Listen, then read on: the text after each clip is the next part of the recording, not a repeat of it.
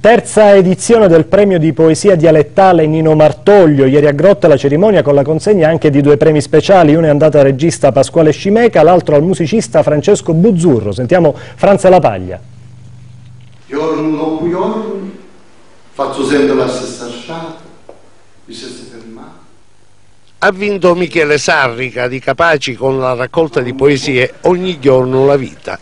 Versi rigorosamente in dialetto siciliano come le opere di Martoglio, al quale è intitolato il premio che ormai da 6 anni si assegna a Grotte all'inizio dell'autunno, un premio inventato da Aristotele Cuffaro, autore e attore amatoriale di teatro, che al commediografo catanese si è sempre sentito legato proprio dal dialetto e dalle sensazioni che questo riesce a rendere spesso meglio della lingua italiana.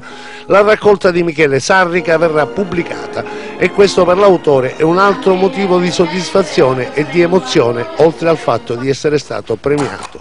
Gli autori come me, piccoli poeti di provincia, è chiaro che non hanno alle spalle una grande casa editrice, ma si rivolgono soprattutto alle piccole case editrici e di solito a proprie spese. Gli altri 2 finalisti erano Ermanno Mirabello di Altavilla Milicia e Girolamo Lamarca di Ravanusa.